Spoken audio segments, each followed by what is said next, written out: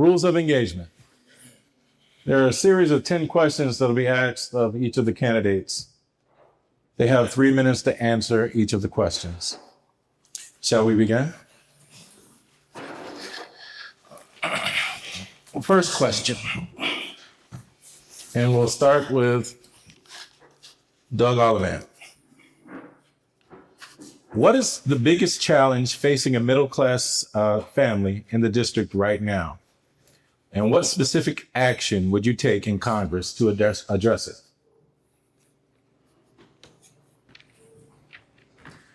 I think we all know the challenge facing Virginia families in the 7th and elsewhere is affordability. But affordability has a lot of components. There's a housing component, and there is a housing crisis. There's a grocery component. We know that food prices are too high. But I think the one that has changed the most in the past year since I got onto the campaign is the price of electricity, is our power crisis. Everyone is opening their power bill, and they are seeing large, not small marginal increases, but large increases in the bill. And why is that happening? Because we don't have enough baseline power in the grid. It is a very simple supply-demand equation. Why don't we have enough power in the grid? Decades of poor policy choices, primarily by Democratic administrations in this state, that mean that we are not generating enough power. And importantly, we're not generating it where the demand is. So what do we need to do? We need a policy that encourages more generation as quickly as we can make that happen. And that means immediately we need to do it with the technology and the fuels that are available. That means clean coal. That means natural gas. Those should be a bridge to get us to the real solution, which is modular nuclear plants that we can drop exactly where the demand is. And this last part is important. The generation needs to be very near where the demand is. If we are generating the power down in Southern Virginia somewhere, then to get it to Northern Virginia where the demand is, we're going to be running high tension power lines across our county from south to north, going through farms and battlefields, and in some cases, your backyards. That's an unacceptable solution. So we need the power generated where the need is so they can go through low tension lines and straight to where it's needed. Now, we didn't get into this problem all night, and we did not dig this hole in a day. And I would be lying to you if I said we were going to fix this problem in 2 years. But as they say, the best time to plant a tree was 50 years ago. The second best time is today. We need to start now building the energy infrastructure so that our children and grandchildren have a different type of power scheme here in Virginia, and they can have the energy abundance so that they are paying very little for power, and yet we can have enough for all the industry that we need here so that we have good jobs. Thank you, Mr. Allen. Okay. All right. So there are things we can do immediately at the federal level. Some of the things, those are more state level that we should encourage as well. But the American dream should be easier to achieve, not harder to achieve. And one of the things right away out of the gate that I would pursue is a federal gas tax holiday. I think that would help relieve that immediate pressure. There's so much overbearing federal government bureaucracy and weight and tax burden and inflation that is caused by waste and government printing more and more money.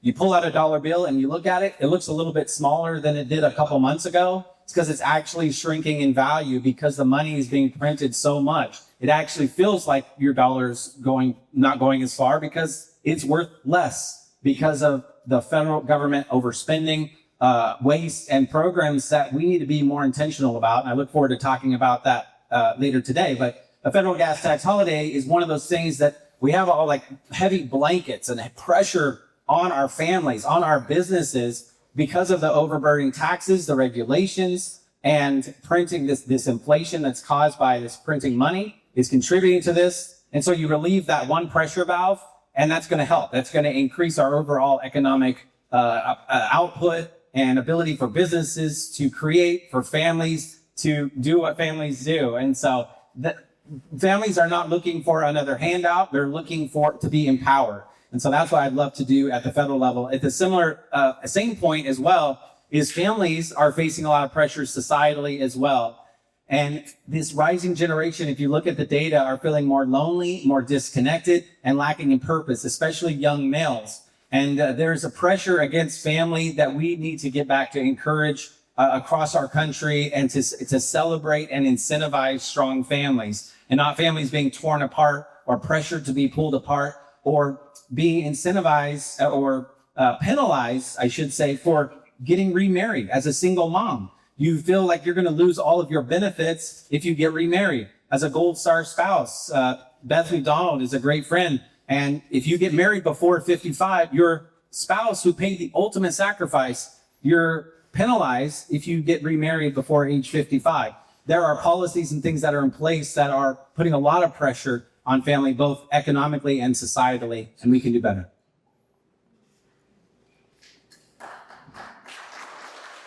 Hi guys, let me just start off by saying I have to make notes because I'm 59 years old. I've been, last couple of weeks, I've been in the same living room with 5 really loud grandkids. So my mind goes a little bit. It's not a data center, but I have the water right here to cool it off if it gets too hot. I believe, okay, I'm kind of a straight to the point kind of guy. I like to identify the issue. I like to listen to the details by the people who are giving me this issue. And then I like to come to the resolve so we can get the problem solved and move on to the next one so we don't waste any time. I believe the biggest challenge facing middle-class families in the 7th District, and also in the districts all across Virginia for that matter, is the rising cost of living. We all know that. Families are working hard, they're doing everything right, yet many families feel like that they are getting farther and farther behind. The cost of groceries, the housing costs, the utilities, the health care, and everyday necessities has increased faster than any paycheck can keep up with. That's what I think is going on. And what I hear from families across the district in so many words is very simple, guys. They don't want a government handout. They want a fair opportunity to provide for the families and keep more of the money that they earn. That's what the people are wanting. And if elected to Congress, I would focus on policies that lower costs and strengthen the economy. And here's how I would do it. First of all, that means supporting responsible federal spending and to curb inflation. Second, extending tax relief for working families and small businesses because those are very important. Third, expanding American energy production to reduce the cost of energy. We all suffer from that. And fourth, cutting unnecessary regulations that drive up the price of housing and consumer goods because we are all drowning in all of this inflation and all of this debt that we cannot handle. And at the end of the day, my goal is very simple. It's very simple. Make it easier for a family to buy a home. Make it easier for families to afford grocery. Make it easier for them to pay their bills, save for retirement, and have confidence that their children would have a better future than what we have. That would be my number one goal. That's the standard which I will judge every vote if I am elected into Congress. You see, Washington measures success by economic statistics. That's how they measure success. Families measure success whether they can go to the grocery store and fill up their cart or not. Pay their bills and save for the future. That's how they measure their success. And that's the standard I believe Congress should be focused on, and we need to get rid of all this stuff. And like I said before, if you don't vote different, we won't get different.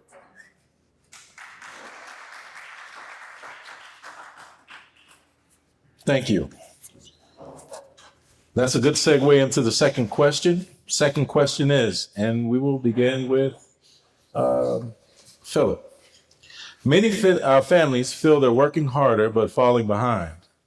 What would you do to lower the cost of living without increasing government spending?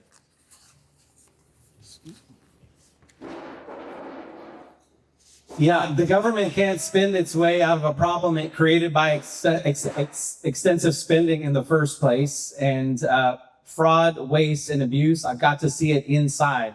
As I said, all the things on the journey have prepared me to be in this place. I've seen it inside the federal government. I've seen the waste up close. I've been part of programs where we've worked to cut and reduce that waste. And there are a lot of good people trying to do really good things inside government if given the opportunity to find their way. We have families struggling here in Culpeper. We have families in Orange County, farmers that we're working with, small business owners in King George, all trying to do the best that they can. And excessive spending, again, using our grandkids' credit cards is not compassion. It's theft. And so we need to have a balanced way to, again, just like a business. If you're a business, you're not going to steal from your employees. If you're a family, you're not going to take out your groceries, and you're going to find a way to balance. And we need to have a balanced amendment, balanced budget. We need to focus on these things that we can do. Treat it like a family, treat it like a business. But for some reason, when it comes to the federal government, we can't seem to figure that out. We can do better. I plan to bring that same business-minded approach, the same principles that we've practiced in our families, that we've helped business owners all across the United States and around the world to reduce the spending, to reduce the waste. Earlier this morning, I was meeting with a friend who's a co-founder of a large startup company in Silicon Valley, and we're working together on this fraud detector, already identifying across the country documents that have been attempted to be redacted to try to hide some of the fraud and the debt. The waste, and I'm so excited to be working on these projects. Again, these are the things I'm doing, the credibility, not saying this is something I want to do someday, but building on the track record to say we're going to continue doing these things going forward. So I look forward to being a part of this, and we can do it. It's a brighter future for our district and for our country.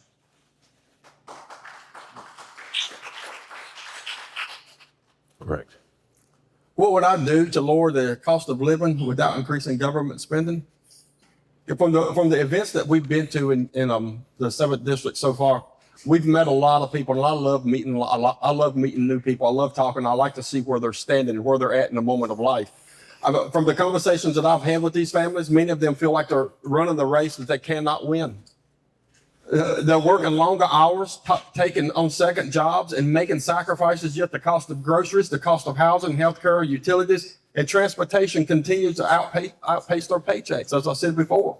I don't believe the answer is more government. Actually, I am absolutely opposite of that. We don't need more government. Look at the mess we're in right now. Excessive spending has contributed to inflation, which acts like a hidden tax on every family. In order to lower the cost of living, I would focus on growing the economy and reducing the cost that government policies often add to everyday life and everyday families. That means supporting responsible federal spending, reducing unnecessary regulations that increase the cost of housing and energy, encouraging domestic energy production to help lower fuel and utility costs, and make sure small businesses have the freedom to grow and create good paying jobs. I would start in that area right there. I would support tax policies that strengthen working families and encourage economic growth. That includes preserving the child tax credit, which helps parents meet the rising costs of raising children, and maintaining permanent tax relief for small businesses, which are the backbone of our local economy and the source of many good paying jobs. Small businesses is what keeps this country going. I also support efforts to let workers keep more of the money that they earn, temporary provisions that reduce and eliminate taxes on overtime pay, on the money, the tips that they earn, and provide meaningful relief to hard-working Virginians who are putting extra hours in to support their families, overtime hours. Together, these policies help create an outcome where work is rewarded. Today, we don't got work that is rewarded. Businesses can grow and families have a better opportunity to get ahead. That's what my policies would be. My goal in Congress would be to make life more affordable by reducing the cost of doing business, lowering the energy costs, controlling inflation, not by growing government, by empowering the people who drive our economy on a daily basis. That's what we need to do, because at the end of the day, Americans don't need Washington, D.C. to do anything for them. They need Washington, D.C. to get out of the way and stop making life more expensive. And the federal government doesn't create prosperity. The American people do. Congress should remove obstacles so families and business can succeed. When inflation is low, energy is affordable, jobs are plentiful, and the working families thrive. That's the kind of economy I want to build. Thank you.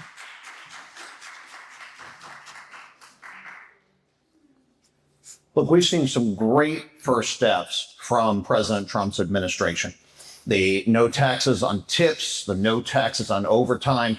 Those are some immediate things that were done to put more money into the pockets of families who need it now. But tinkering around the edges can only do so much.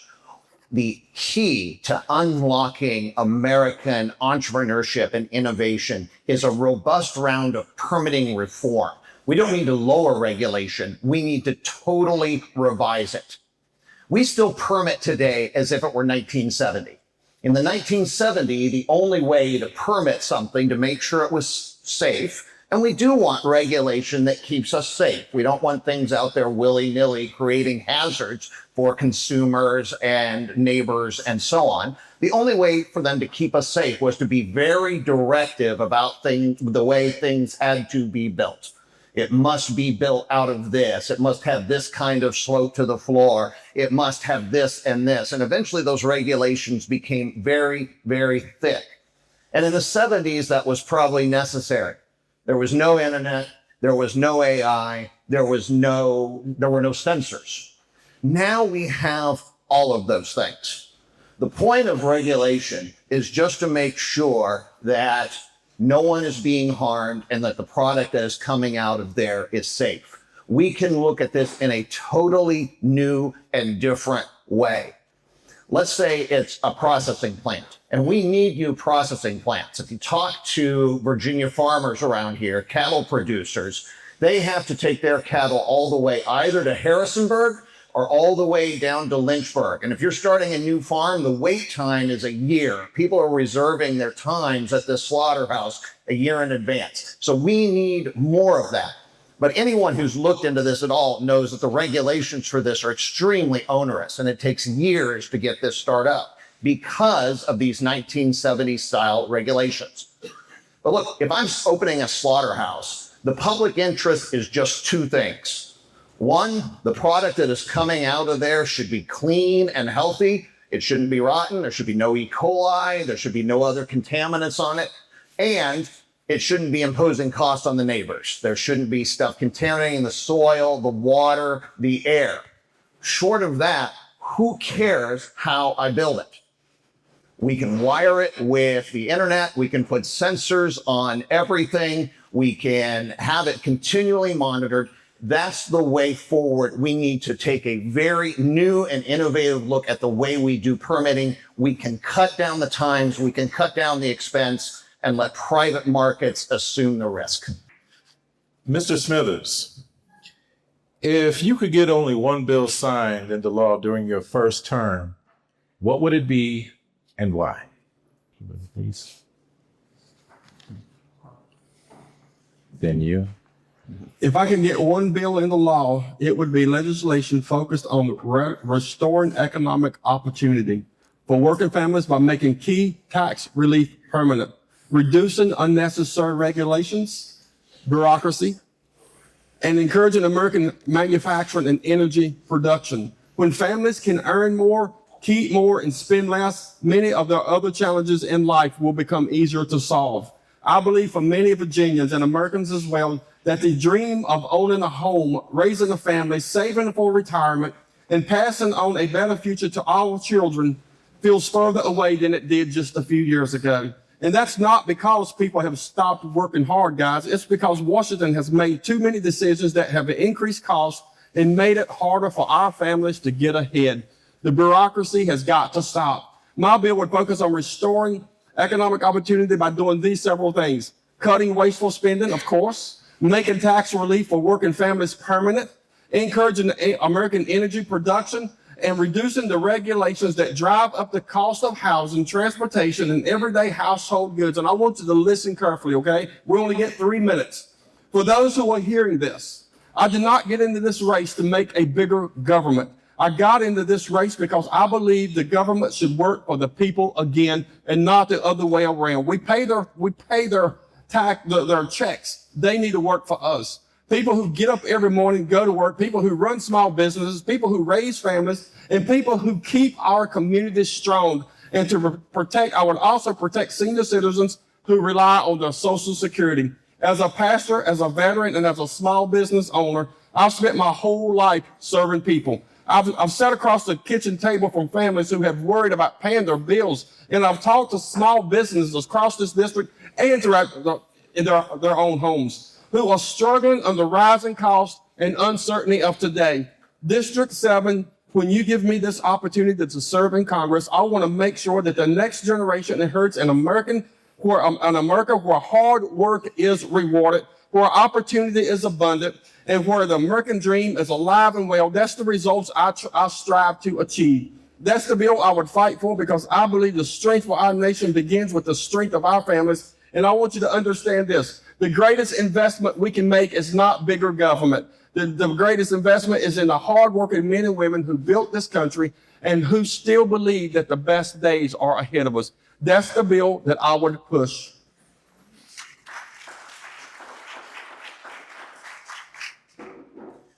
So there's low-hanging fruit out there in the legislation that has already been proposed and is out there to vote. The first thing, as I spoke about the last debate, is the Major Richard Starr Act.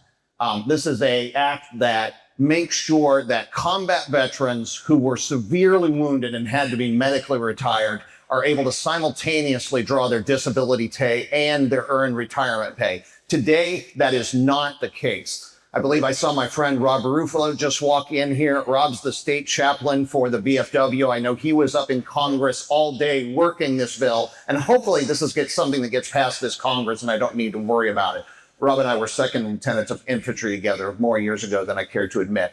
So that's one. Two, we absolutely have to pass the SAVE Act. We have deep concerns about election integrity, and that I have to show ID to board an airplane, to buy a drink here at the bar, or to buy Sudafed, but don't have to show ID to vote is simply ludicrous. We have deep concerns about the integrity of our election, and that needs to be fixed soonest.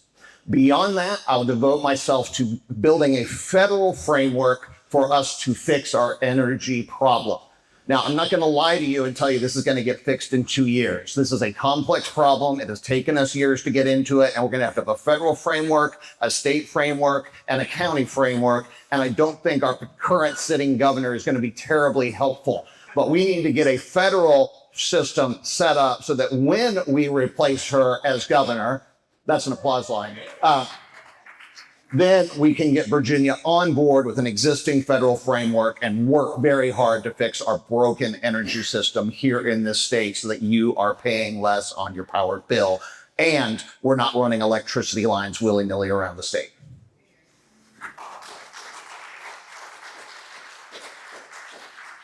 %, the SAVE Act, it's a no-brainer. That should be passed by the Senate immediately. It's a threat to our country, and it's surprising that that's not already in existence.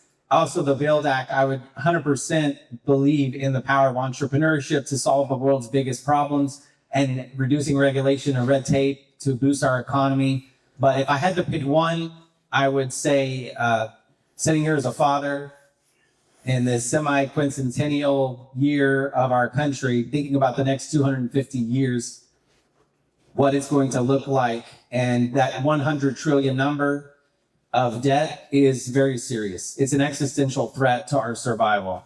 It's a threat from within. We must do something about it.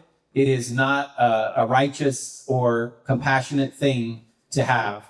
And these are the kinds of programs, the kinds of projects I have loved working on around the world and all across the U.S., helping businesses figure out how to do this. This is not a career change for me. This is a next step in the trajectory for me. I look forward to passing legislation that does that very thing, where we can keep our promise. I know we'll talk about this more. Keep our promises, but also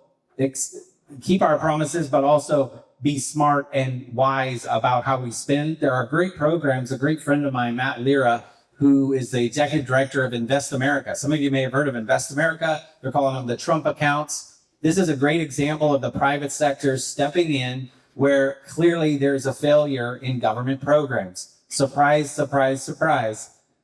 Government does not create wealth. The government just shovels it around and spreads it around. And there's this misconception, even in it's a federal benefit that you're receiving. all the money that you paid in all of these years, now we're going to give it back to you. Something that you've saved, you work, a big percentage of your paycheck has been coming out so you could save it for retirement. And now the government's going to give it to you. We need to flip how we think. We need to use those same principles that have made America what it is, the same principles of free market, free people, the same thing that we are embedded in our Republican creed that we uphold that are so awesome and have lifted billions of people out of poverty. We need to take those same things and apply them into our government because it's an existential threat. So that's what I've worked on at Harvard. That's what I've worked on around the world with business owners and leaders. And I look forward to doing that same thing in Congress. This way. So that's it. Thank you. Thank you so much. Mr. Olivet, what issue do you think Washington is spending too much time on? And what issue isn't getting enough attention? Well, this will be counterintuitive coming from someone who's a 20-year retired Army officer who worked on the National Security Council, who's done television commentary on security issues for over a decade. But we're paying too much attention to foreign policy. Washington is focused too much on what is going on in the Middle East and what's our relationship like with Europe. And that's not to say that I don't like the Europeans or that I don't think the Middle East is important. But it is distracting us from the fundamental fact that we have an economy that is not working well for our young people, primarily. And we all know that there are also people on fixed incomes who are also struggling. But I think the fundamental challenge for my generation is to hand off a better economy to our children and our grandchildren. And we all want that for our community. We all want a world in which our children have good jobs, can buy houses, can raise families, and they don't have to pick up from Virginia and go to some other state that is managing that cost of living balance better.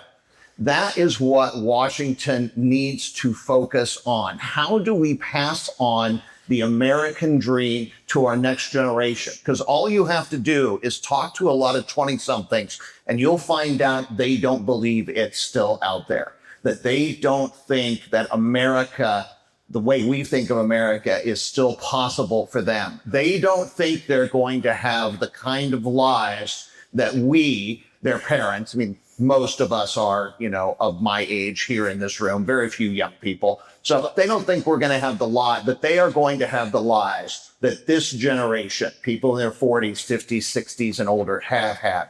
Washington needs to be laser focused on that fact.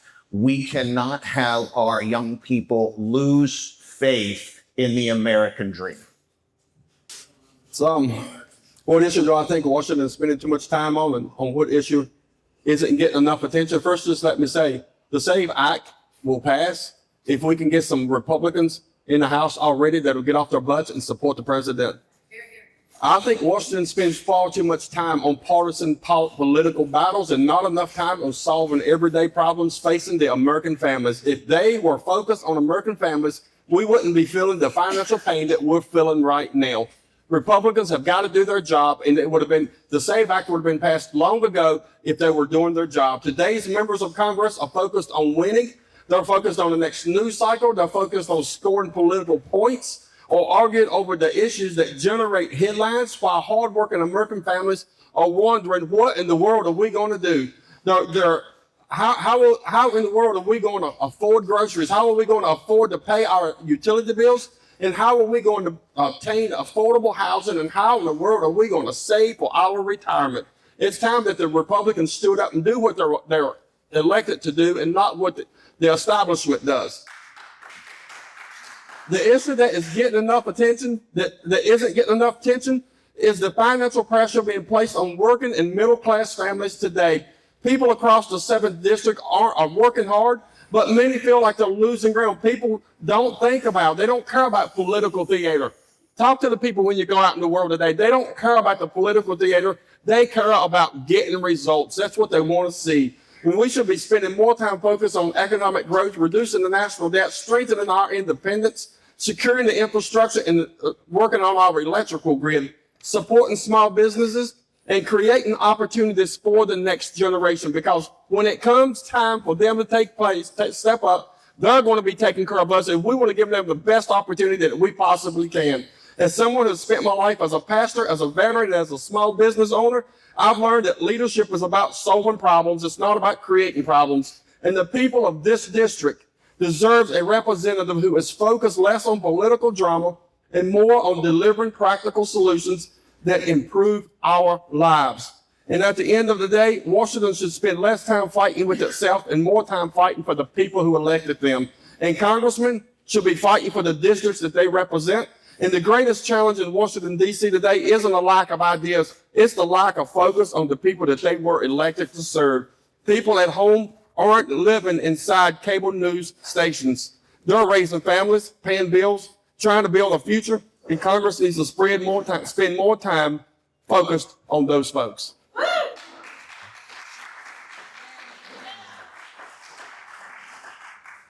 You know, you go to Washington, D.C., you go inside the House of Representatives, and you see someone stand up to the podium and say, "To my friends on the other side of the aisle."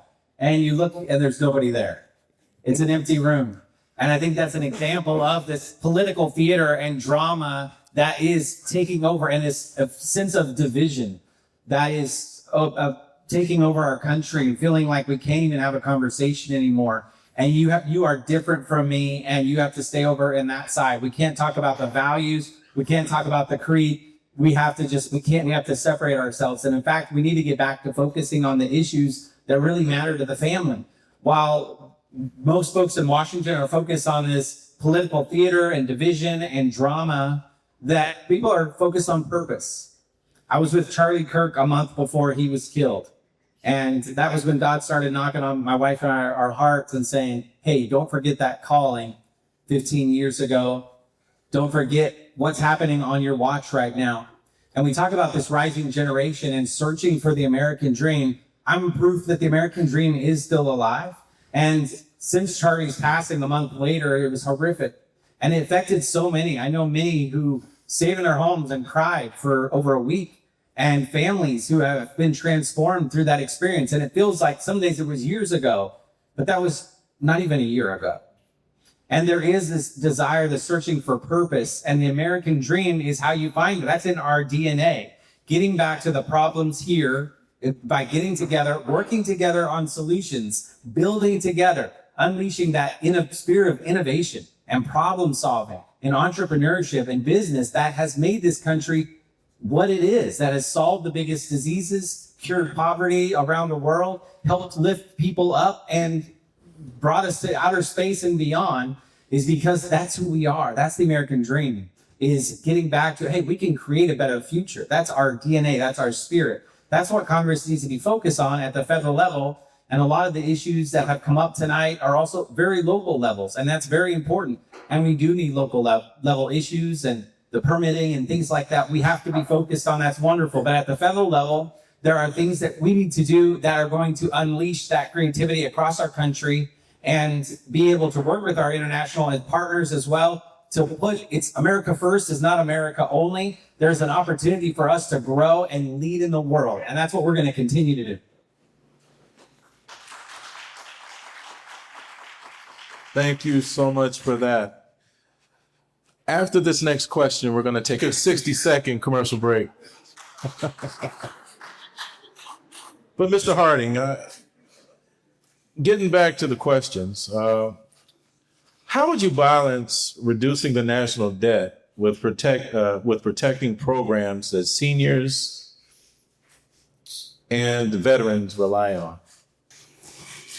Thank you. Again, I'm just grateful for the opportunities I've had in life. And one of those was to be selected as a presidential fellow to go work inside the federal government. And I was part of government modernization projects before DOGE was a thing. I was there helping as much as I could. And we launched innovation projects all across the federal government and across the Pentagon.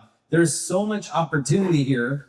We do not have to give up on the promises that have been made. That is something we must do to the veterans and the seniors that we have committed to. We must maintain those promises. But at the same time, while we're maintaining those promises, we're continuing to be wasteful, and fraud and spending is rampant across our government. We must do better, and we can do better. And so if you're a family, you're not going to just stop getting groceries anymore. If you're a business, you're not going to be taking from your employees. And it's the same instance as a government. If you think of it as a business, and we would be filing for bankruptcy and in serious concern right now, we need to be like a family. These are, again, there's one party of crazy and one party of common sense. And these are common sense issues. It's not that hard to understand that we can honor the promises that have been made, and we can do better. We've seen over the last 6 decades the rise of government growth, government programs, and dependency rather than empowerment. We need to be focused on empowering, and I've been fortunate to do that around the world and across the United States, working with a lot of business owners, organizations, nonprofits. I've seen it over and over, and it's a beautiful thing. That's who we are. That's what we should be celebrating, and not looking to create this spiral downward.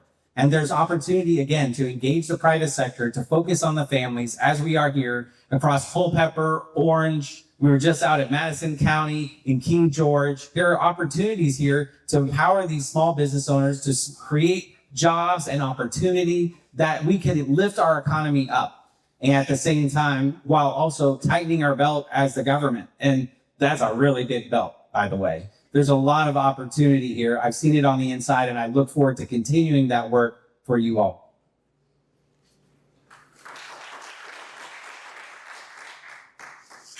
First, the promises that have been made to our seniors and our veterans need to be held sacred.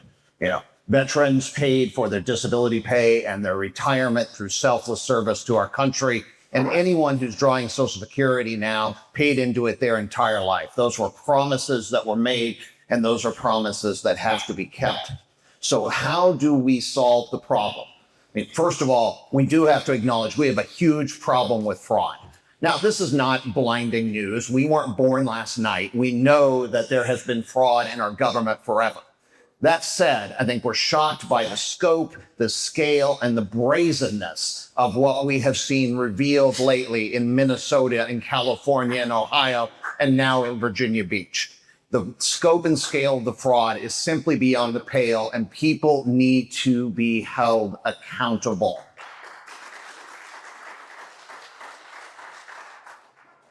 But second, as I've been saying since I started this campaign, I am convinced that we are broke because we are sick.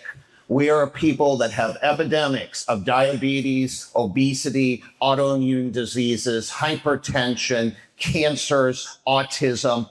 And does all of this trace back to our food? No, of course not. Some people just get sick. But a lot of this traces back to the food that we are eating. We do not have the right inputs. Our SNAP program, our supplementary nutrition for children, allows children to be fed Pepsi, Coke, Doritos, Oreos, and Nutter Butters.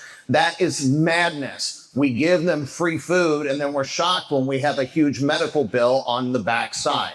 We need to fix this soonest. We need a healthier America. We need a healthy people. And we can see how much this is costing us in medical costs. We pay 3 and 4 times for our health care what comparable countries overseas pay.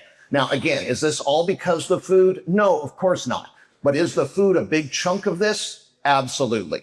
Absolutely. So we need a healthier America. We need to take steps to make the food better. This will also be better for the local producers. We need to cut out big food as much as possible and get back to an economy where people are buying food that's grown by people they know, or who at least are in a network of people that they know. Thanks very much.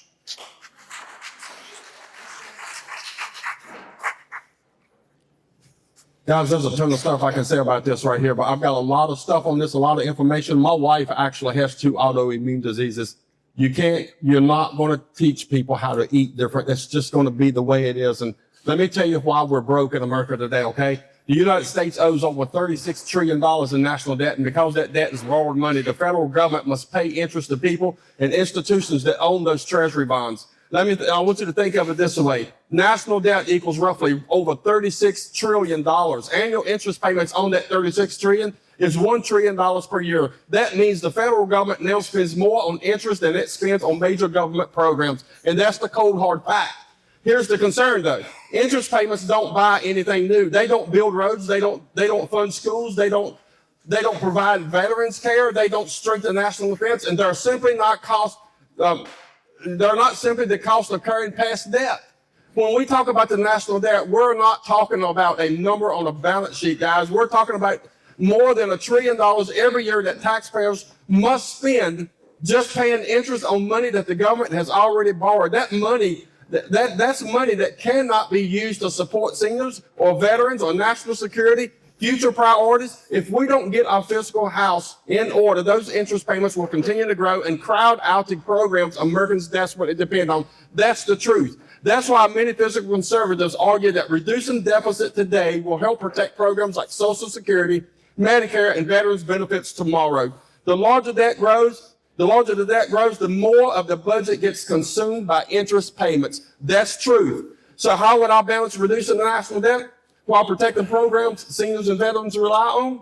First of all, I would start by implementing common policy approaches such as these following things: reducing waste, fraud, and abuse. All those things need to come to a stop. Improve oversight and program integrity. Modernize government systems to reduce improper payments. I would prioritize spending by doing the following things: reviewing federal programs to determine which are effective and which may be outdated or duplicative. I would redirect resources toward core obligations that we have already made promises to. I would encourage economic growth because faster economic growth can increase tax revenue without raising taxes. I would implement policies affecting workforce participation, business investment, and productivity.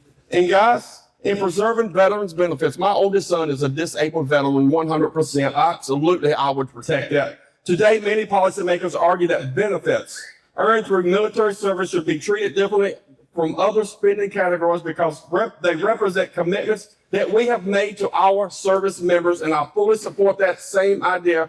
I would see to it that veterans' benefits are absolutely not touched. We do not strengthen America by breaking promises to seniors and veterans. We strengthen Americans by growing the economy, eliminating waste, and putting federal fiscal problems in order.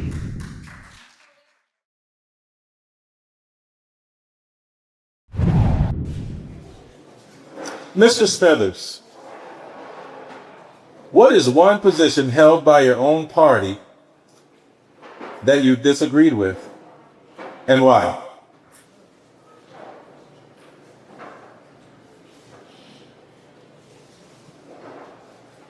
Guys, I absolutely believe that leadership is not always about agreeing with the person that's on your side every time. Leadership means being willing to speak the truth even when it is uncomfortable. And at times I believe Republicans spend too much time focused on political batters in Washington, D.C. and not enough time focused on the everyday concerns of working families. I truly believe that.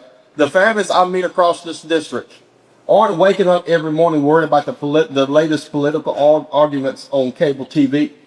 They're concerned about whether their paycheck will cover the rising cost of groceries, housing and utilities, and health care. They're worried about finding good paying jobs, supporting aging parents, raising their children in safe communities, and building a better future for the next generation. That's what the people are worried about today. See, way too often, both parties fall into the trap of measuring success by media attention, by social media engagement, or political victories. I believe success should be measured by whether the lives of Virginian people are actually improving. And we need to focus on that. Are families more financially secure? We need to be asking ourselves that question. Are communities safer? Ask ourselves that question. Are businesses growing? Are opportunities expanding for our children? We need to be asking those questions to ourselves. Those are the questions that matter to everyday people. I don't think that matter as much to politicians, though, because they have a nice, secure job getting $174,000 a year. When we're out there working, some people are not making $50,000 a year. That might be high range for some people. As a conservative, I firmly believe in fiscal responsibility, secured borders, limited government, individual liberty, and a strong national defense. I believe in those things. Those principles are not negotiable for me. And I also believe that governing is about more than making statements. It is about solving problems, and I am a problem solver. That's what I like to do. Virginia people send representatives to Congress to achieve results, not simply to participate in endless partisan conflict. And that's all we get out of Congress today. If I have an opportunity to advance a policy that strengthens families, grows the economy, supports veterans, protects taxpayers, or improves the lives of people of the 7th District, I will evaluate that idea based on its merits, not solely on which party proposed it. I will never compromise my principles. I can make a promise on that, but I will always be willing to work with anyone who is genuinely committed to serving the public good. And at the end of the day, I wasn't called to run for Congress or to fight for a political party. I was called to serve people. My loyalty is first to God, then to the Constitution, and then to the hardworking families of this district who deserve representation focused on results rather than rhetoric. So one thing I would say is sometimes the Republican Party is good at saying what we are not for, maybe not so much what we are for. We're the party of hope. We're the party of the future. And when you talk about values, we win every time. We should be we're not the party of government dependency, which is a spiral downward. We're the party of hope. The party of, hey, you can do this. The party of the American dream. And I'm a conservative, and I believe in religious liberty. I believe in parental rights. I believe in the Constitution.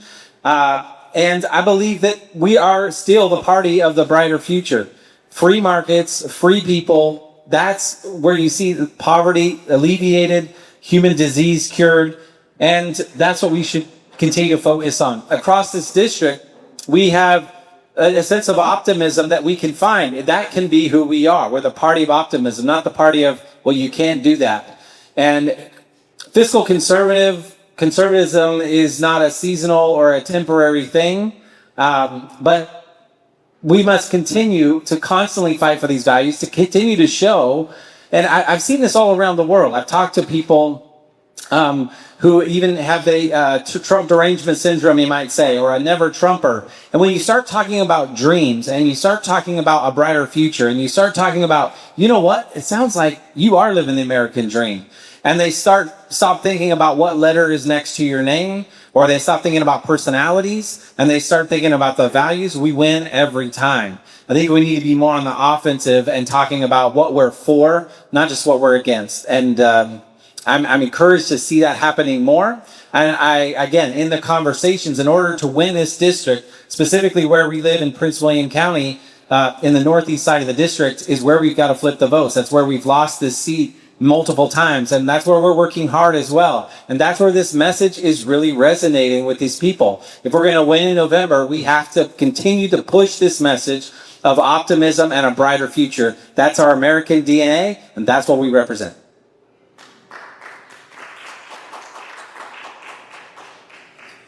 So it sometimes appears that the Republican Party has a policy of being afraid to wield power. I mean, we have unified government in Washington, D.C. We control the House, we control the Senate, and we control the presidency. And yet we seem to be unable to accomplish some pretty basic things, like the SAVE Act. So to the extent that has become the policy of our party, we need to stop it. And we need in turn to look to Richmond. You know, not that I like anything they're doing in Richmond, but by God, they seem to be okay wielding power, aren't they? You know, they do things there. And it appears that when Republicans have power, they do not. And that is something we need to stop. Thank you. But with that answer, I think I was the third guy up here to dodge the question. So let me answer the question directly. As you heard with my previous answer, I truly believe that we have a fundamental food problem in the United States, that we are not eating properly, that we don't have the right nutrients in our system, and that our SNAP program is deliberately pushing bad food on our children. So to the extent that my party is aligned by big food, let me just say I don't think I'll be getting any money from Cargill or Tyson's or Frito-Lay or PepsiCo. And to the extent that elements of my party are aligned with that, I think they're going to find that we have problems. Thank you very much. Thank you very much. And for those of you who are just joining us again from a break, I'm Madison Downs, and we welcome you to the 7th Congressional District Forum here at Death Ridge Brewery. All right, here's another question. Many voters are tired of political talking points. Can you give an example of a time when you changed your mind after hearing a different perspective? And I want to start with you, Mr. Altman. It's really important to hear different perspectives. On my second Iraq tour, I was the chief planner for the Baghdad surge. My first tour, I was shooting and getting shot at Fallujah and Najaf and other scenic places. But my second tour, I was the chief planner. And so I managed a team of about 30 people coming up with the strategy of how we were going to try to save Baghdad from itself. And one thing that I learned very quickly through trial and error, I screwed it up the first couple times, was I realized that if I let my most senior people talk first, the most junior people were never going to have their voices heard. So I very quickly came to a policy where the most junior person sitting there at the table had to bring their ideas up first, so that when we worked up the chain, so that, interesting ideas, people who weren't locked into the system could be heard. It's absolutely important to do that. But again, let me answer the question directly. Again, I'm an advocate of good food. And so in general, I have a problem with glyphosate. I don't like the idea that glyphosate is in our food system, that it's in our bread, and that most of us who have celiac disease probably instead are just reacting to the glyphosate, which is Roundup, by the way, that's in our food supply. But about 2 months ago, I was down in Greene County on a cattle farm talking to the guy who owns it, and we had a little conversation about glyphosate. And he looked at me and he's like, look, Doug, that's all fine and good, and I agree with you that we don't want to abuse it. He's like, but I have Chinese fountain grass invading my fields. Chinese fountain grass is a landscaping grass that we have let go. It's an invasive species. It comes from Asia. It's overtaking a lot of fields downstate, coming up into Greene County, and there's no nutritional value for cattle. They'll starve to death in a field full of it. And it's displacing the native Virginia grasses. So he's like, look, this stuff is starting to overtake my fields. Glyphosate kills it. What would you have me do? At that moment, I realized, okay, glyphosate is bad, but it's not the worst thing when it has its place, and we need to have it in certain moments. That's a moment at which I realized my policy needed to become more nuanced, that the situation was more complex than I had initially accounted for, and that I needed to listen to this farmer who knew more about this situation, who had some nuance I did not have. That's the kind of approach I will have to my constituents. There are constituents out there, like that most junior person on my planning team, who have information that I do not. And I need to make sure that they are heard. Thank you so much. Mr. Smith. So, guys, I don't have a lot of notes on this one, but let me just add something to the food thing that we're doing, okay? I was raised with 8 sisters, 1 brother, 1 mother, with the father that left our family when I was about 3 years old. We were raised off of food stamps, okay? And I used to be immersed in that in school, and I didn't want anybody to know about it, but they would last about 3 weeks. When we went to the grocery store, we were offered what was on the shelves. If you take the preservatives out of foods, that's going to skyrocket the price of foods, and the food stamps won't do the families anymore. They won't last 3 weeks. You'll be lucky if they last a week.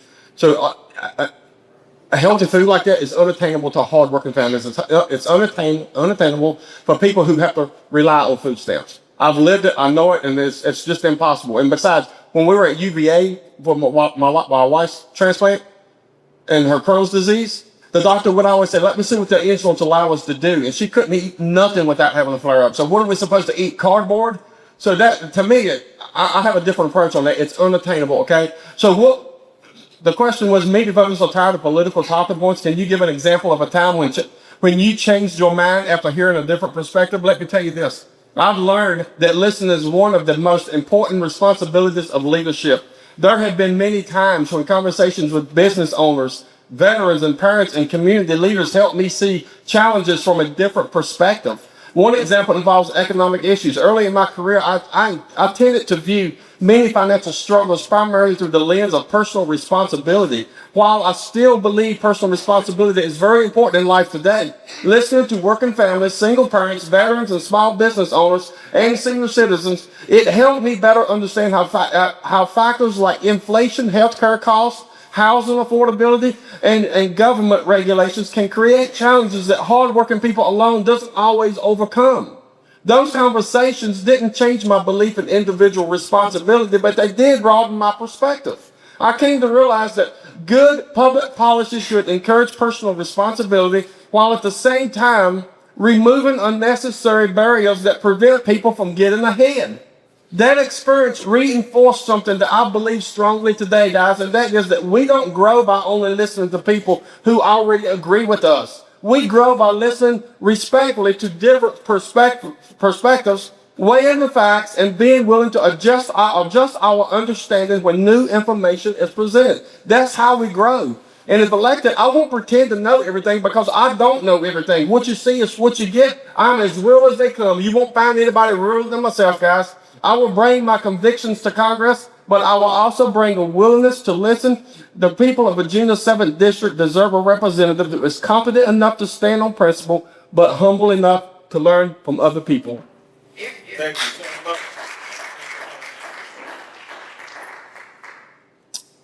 I've been fortunate to work all across the U.S. and around the world. I was asked to represent the United States in a lot of countries and a lot of unlikely places. And I've learned you don't solve problems by talking first. You solve problems by listening. We developed a saying, love, listen, learn, with our company Impact Junkie, and we have shirts and people remember it all the time. This shirt has ears is one of the shirts. You solve problems by working together. I'd much rather be spending an hour or two here listening to you all rather than sitting up here and talking so long. I enjoy that. I enjoy the back and forth. I enjoy problem solving together. That's what my career has been all about. Whether it's in government, around the world, across the U.S., in communities, around kitchen tables, rather than in boardrooms. I've learned that policy can look very different when you get down and actually talk to people where they are, rather than trying to come up with a big idea with 3 people in a boardroom. I developed and teach a course at Johns Hopkins. I was asked by the leadership there as adjunct faculty on problem solving and innovation. I have a whole 15-week course on how to do this, and we've taken it all around the world, helped 2 million people in 30 countries.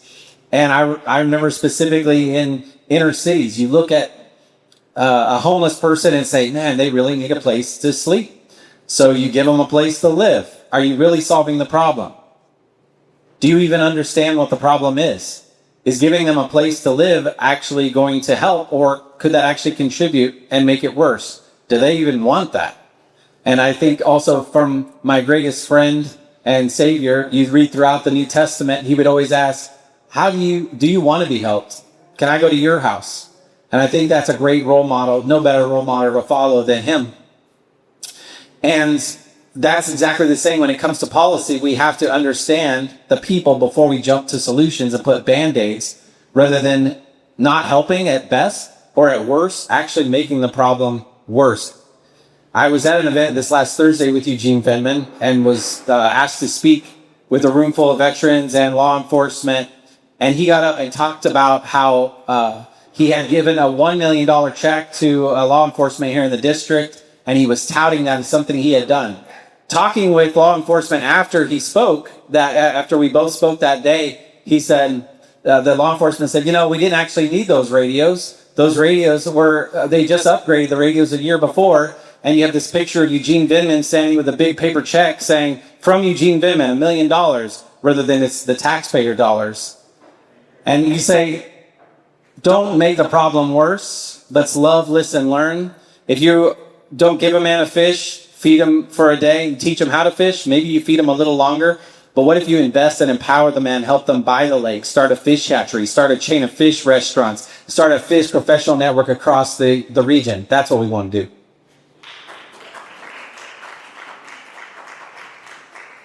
Thank you so much for that, Mr. Harding.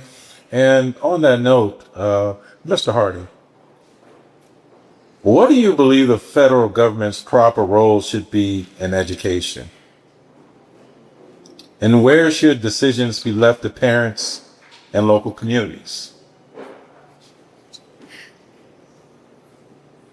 I think parents should be the decision makers, not the government. Thank you. And this is a very personal issue for me and my family. I grew up, I was homeschooled for part of my education. I went on to community college, went on to Harvard, and it's an American dream kind of story, but my parents were such a big part of my education and my learning and taught me so much, and I'm so grateful for that. And to this day, my wife and I, who's here, our oldest child, we've made the jump. We call it, it's homeschooling, we call it world learning. We like to call it world learning, to actually get out. I remember the first day our daughter came home and she started to say, history is bull. And before she could get the word out, I'm like, no, stop. We live in such an amazing place with museums and history. Let's get out and experience the world and learn. And I wonder, there's a lot, I could go off on a tangent, so I'll hold myself tight here. But we're living this thing. We're actually living it, and we're going through it. And there's so many cool tools and opportunities available to connect with kids all across the country and around the world that our kids are able to experience, places we are able to go. Our families actually stronger and more unified together. And the question is, are our schools actually preparing kids for the future that they're going into? Are we still pulling levers and pushing buttons so we could go set a factory for 8 hours a day? If you look at the curriculum and the education, it hasn't changed a whole lot over the years. So who best to make those decisions? Not a big Department of Education that we've seen standards go down since 1979. Maybe it should actually be local, and even more local, it should be inside the household. I'm a strong believer of that. We're living it out, and the government can't love you like your family can. And I would much rather see these decisions made by parents rather than bureaucrats making those decisions for your family.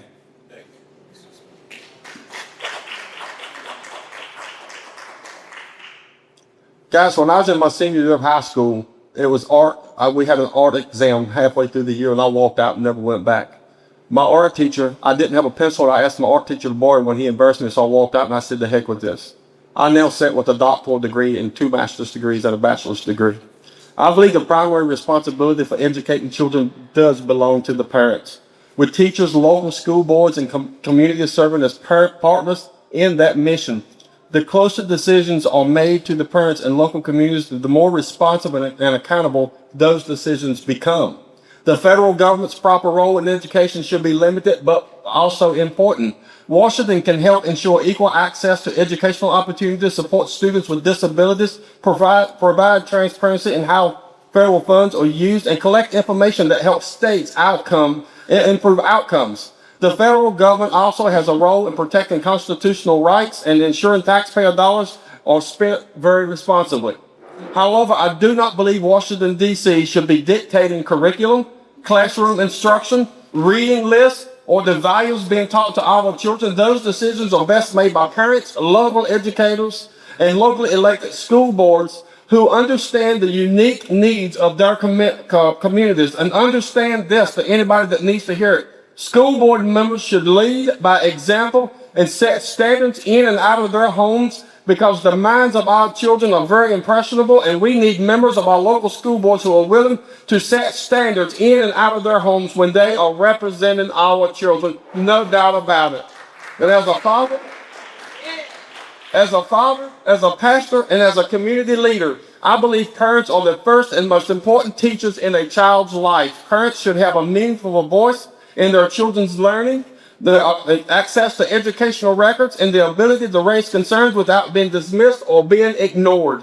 We should also recognize that children learn differently. That's why I support educational options that allow families to choose the learning environment that best fits their own child's needs. Whether that's public school, charter school, private school, homeschool, or career and technical educational programs. But ultimately, my goal is simply to spend more money on is not to spend more money on education. My goal is to ensure every child graduates with the knowledge and with the skills and with the character needed to succeed in this life.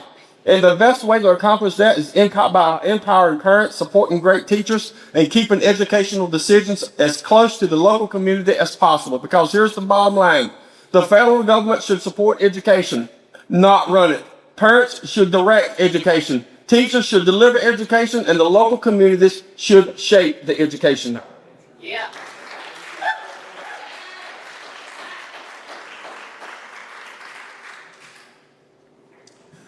Parents are responsible for the formation of their children in all senses.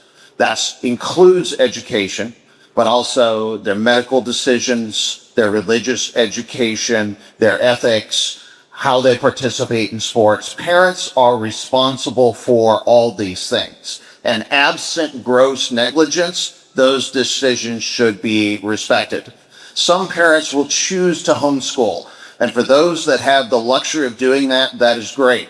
Some parents have to work 2 jobs, sometimes with overtime. And for them, that's just not a serious choice. And they need to put their children in the public schools. And that is also a decision that should be respected. And we absolutely do need great school board members to do that. I see Tony Sheets, the school board member who represents this area, sitting there in the, yes? And so we have multiple school board members here.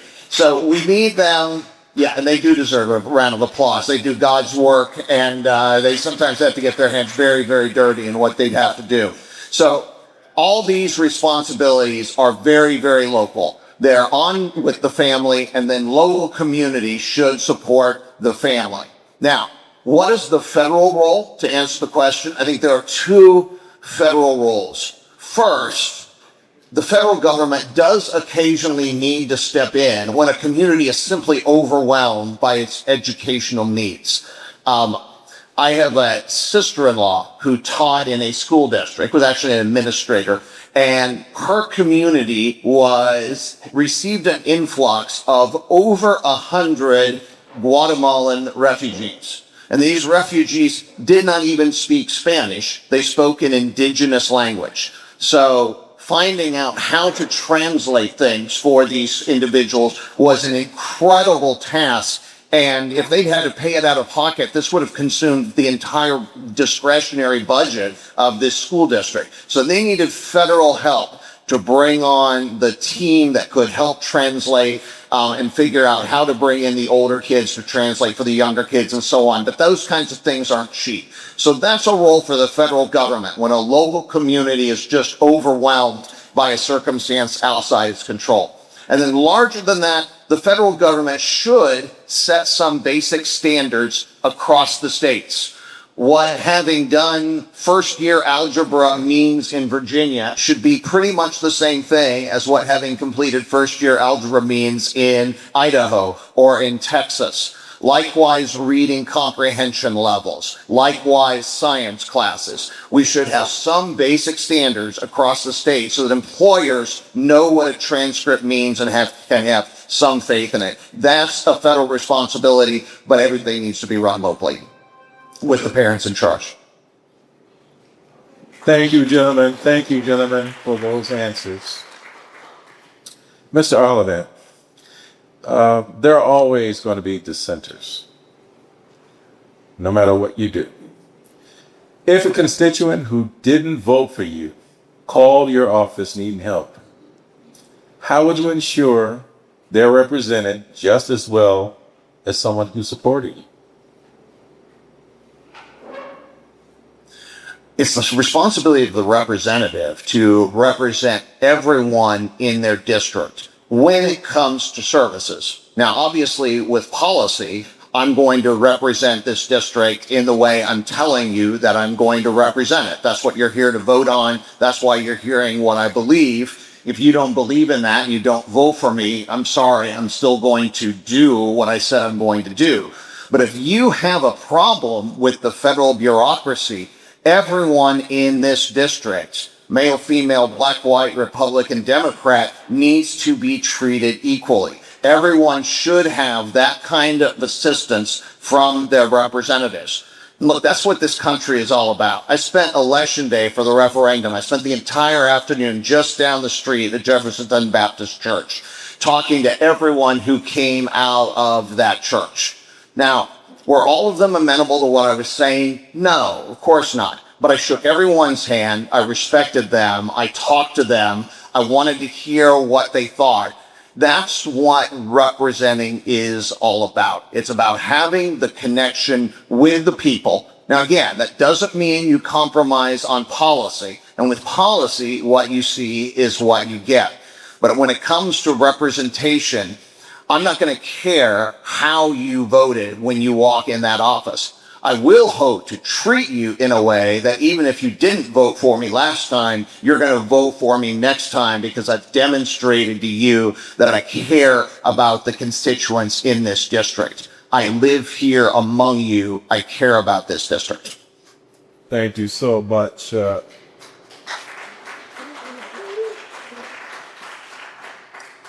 Absolutely, everyone should be served. And I've worked in environments where, I worked in Harvard where not everyone agreed with me. And I was elected Harvard-wide student president, and as a Christian conservative, and they knew my values, and we were able to work together. I have also worked in countries all around the world. I remember just getting our signatures here. Many of you helped get those signatures, and grateful for that. You meet a lot of different people. And I remember we walked up to a table and said, hello, we're gathering signatures. And they said, are you a Republican or are you a Democrat? And I said, I'm an American. And she said, nope. And she slammed her paper down on the table, stood up and walked off. And I said, wow, if your ideas are so good, come back and tell me about them. I really want to hear. And it's almost as if a science experiment. Like, tell me, I'm so curious. I want to understand where you're coming from so we can better understand and love and serve. This last weekend, I was with someone in a church in the lobby, and he said, you're never going to convince me to vote. I'm never going to vote. I don't vote. And I said, really? I am so intrigued. Tell me more. I want to understand where you're coming from. Where is your headspace? How do you get to that point when all the men, all the people that died so you could have the vote? Oh, my family fought and died so we could have the vote. Oh, that's interesting. That didn't work. Nothing. I'm just so curious. That man gets the same service as well. And I look forward to serving every member of our community and doing that with pride and inspiring people to continue to make a better future. I've continued to do that again. This is not a new space for me. This is work that I've continued to do. Inside government, I worked with all kinds of people. Inside Congress, I worked across party lines as well to bring people together. And in this district, I believe we can do the same thing. And I think we can inspire and encourage a lot of people as well through our values that, hey, you can have a better life. We can solve these problems together and invite people in. At our launch event, when we launched 2 months ago, everyone had a Sharpie when they came in, and we got to work right there. I believe that same kind of spirit should continue on throughout our time in Congress, serving the people as well. Let's get together, let's problem solve, let's love, listen, learn, and we can do better together.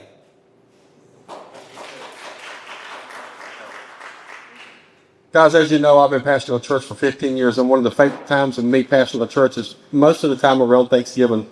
That's where we get Thanksgiving meals together and see families throughout our community who are struggling. And we take our armful of groceries, a couple bags into that household, and those kids' faces light up when we bring them through. We want to supply them with our Thanksgiving meals. And I have to be honest with you, sometimes it's a box of Fruit Loops added in with it, and a box of Little Debbie cakes, because I want to put a smile on those kids' faces. I want to know that when they lay down at night, their bellies are full. If the people of Virginia's 7th District elect me to Congress, I won't just represent those who voted for me. I will represent everyone who calls the district their home. One of the things I've learned as a pastor is that you don't get to ask people who they voted for when you help them. When someone is facing a problem, whether it's a veteran struggling to access benefits, a senior dealing with Social Security issues, a small business owner facing government red tape or bureaucracy, or a family seeking assistance from a federal agency, they deserve to be treated with dignity and with respect regardless of their political belief. I want to see all people fed. I believe public office is a position of service, not a reward from winning an election. because the Constitution does not divide citizens and supporters into supporters and opponents, and neither should their elected representatives. Every taxpayer contributes to the government, and every constituent deserves access to their congressional office and the assistance that it can provide for every family. My commitment would be simple.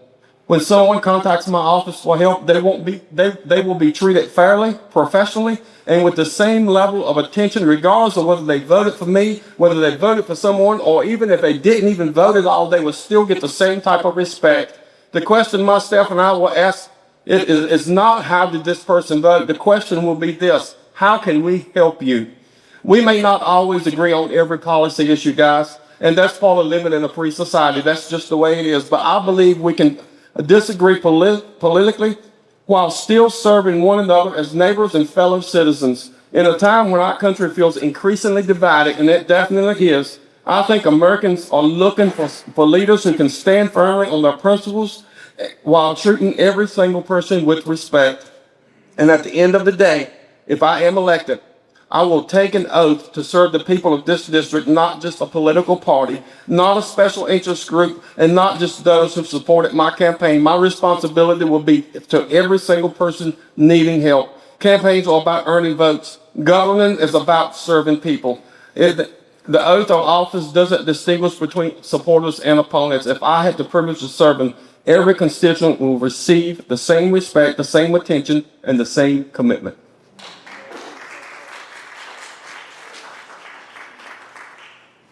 Thank you so much, gentlemen. Now we're winding down to the last two questions, but give yourselves a hand of applause. This has been a wonderful night, has it not?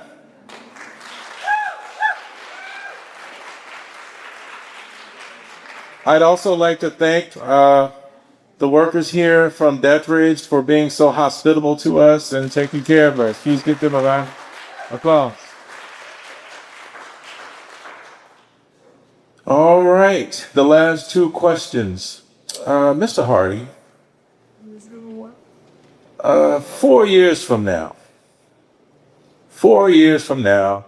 what measurable result would you want voters in the 7th to point to and say, that's why I elected you? Well, 4 years, that's amazing. We got reelected. That's fantastic. 4 years, I would love to say, opportunity grew, life became more affordable, and Washington started listening again. I'd love to get to the point where, man, he actually listened to me, he actually kept his word, and that was awesome. We had a great time. My family's in a better place, our community's in a better place. 7th District is the best place to launch and scale a business. My family feels safer, and I can actually trust my representative again. That would be a great thing. What a great thing that would be. And so I look forward to that. Thank you so much.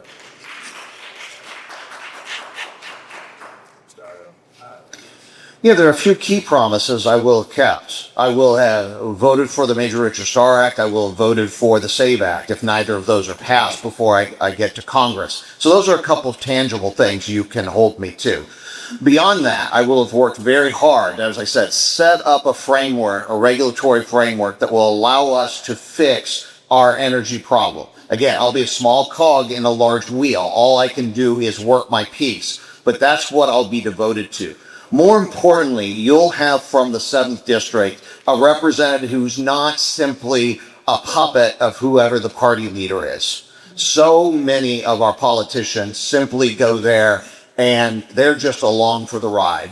They're not there doing the work. They're not creating the legislation. They're not leaders. They're not there in committees. I'm ready on day one to do that kind of hard work for you, to be there, grinding out the policy so that you're really getting across what needs to be done to make the 7th District better. Thank you, everybody. Just to shoot. Guys, 4 years from now, I would want the people of Virginia's 7th District to be able to look back on their lives and say, things are better than they were before. That's exactly what I want to hear them say. I would want families to keep moving, keep more of the money that they earn, not watching their paychecks disappear because of of inflation and rising costs. I would want small businesses to have fewer regulatory burdens and greater opportunities to grow and hire more employees. I would want veterans to receive the care and the services they have earned without unnecessary delays. And I would want parents to feel more confident about the future of their children and what they are going to get ready to inherit. I would want senior citizens to be happy with the benefits that they are receiving. But if I had to identify one measurable result, it would be improving economic opportunity for working families. That means supporting policies that help create jobs, encourage investment, strengthen American manufacturing and energy production, and make it easier for families to afford housing, groceries, and everyday necessities. And I also believe accountability matters as well. Too often politicians measure success by the number of speeches they give or social media posts that they make. And I would measure success by whether I was accessible to the people I represent, responsive to their concerns, and effective in helping solve their problems. That's what I would do. And as a pastor, as a small business owner, as a veteran, I've spent too much of my life serving other people. In 4 years from now, the people of this district can honestly say that I listened, I showed up, I kept my word, and I fought for their interests in Washington, D.C., then I would consider that a successful term. And ultimately, I would want voters to be able to point to stronger families, a stronger economy, and a more responsible government and say, that's why we elected him.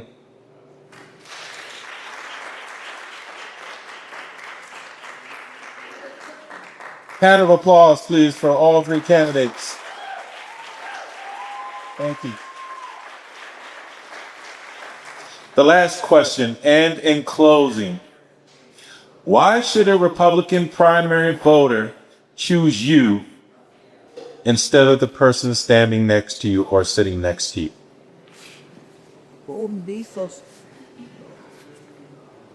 Well, first of all, let me say, every Sunday, every evening, every way that we're traveling up here, I pray for you, Philip. I pray for you, Doug, because the field that each and every one of us is getting into is going to require a tremendous amount of prayer. If you're not walking beside the Lord, then you're going to fall miserably. I'll encourage you to have a relationship with Him to get into the business that we are getting ready to get into. And I have great respect for the men sitting right here beside me in this race this afternoon. Anyone willing to step forward and serve our country deserves appreciation. I think all of us can agree on that. But this election is not about personalities, guys. It's about who is best prepared to represent the people of Virginia's 7th District during a time of tremendous challenge and opportunity. My life has been built around service. I've served in the military. I've built and operated a small business for more than 3 decades. And I've spent years serving as a pastor, helping families through some of life's tough moments. And along the way, I've earned degrees in pastoral ministries, ministerial leadership, public policy, a master's, and culminating into a doctoral degree in public policies. And those experiences have given me both a practical understanding of the challenges families face and deep appreciation for the principles that make our nation strong today. I have not spent my life climbing political ladders. I'm not a politician. I've spent my life serving people. That's what I meant to say. I've worn the uniform of our country. I've signed the front of paychecks to bring people employment through my business. I have counseled families through hardship, and I have studied the policies that shape our communities and our future. If Republican voters place their trust in me, they will get a constitutional conservative who believes in fiscal responsibility, secured borders, individual liberty, strong families, and limited government. But more importantly, they will get a servant leader who understands that public office is not about power. It is about responsibility. 4 years from now, I want families to say that they are better off than they were before. I want business to say that they have greater opportunity. And I want communities to say they have a stronger future because of me. If the people of Virginia's 7th District can honestly say those things, then I would have done my job. And that's what I'm here to do. It's a good job. So I humbly ask for your vote, and I pledge to serve with integrity, with conviction, and with a commitment to always put the people first in this district, guys. I don't want people measuring my success by headlines. I can care less about that. I want them measuring it by whether their families are more secure, their communities are stronger, and their future looks brighter than it did before I got to office. Thank you so much.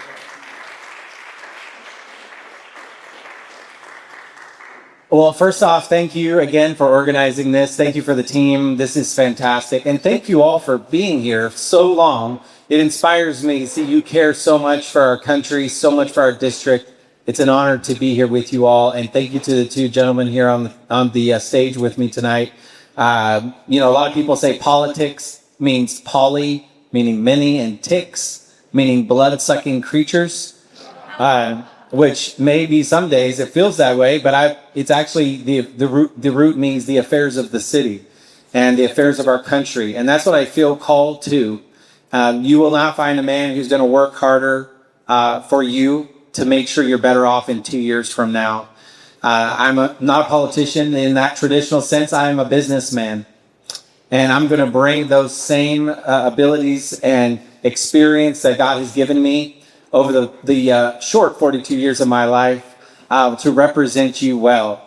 And if you look back over the chapters, how God has guided every step from service and faith, giving me that grounding in family and the importance of what that means in society and how important that is today to fight and strengthen our families, and how to do that through policies and using the platforms that we have been given, to also entrepreneurship and traveling not just across the United States but around the world, and understanding the power of free markets and free people, the DNA that has made America what it is. I was asked by the U.S. State Department to have the honor to represent the United States of America in over 30 countries. And what an honor, and what a humbling moment to be in former communist countries, currently communist countries, former Soviet countries, and to see them desire what we have here, and to understand the international policy and international relations that are so important to a stronger America and to a stronger district as well.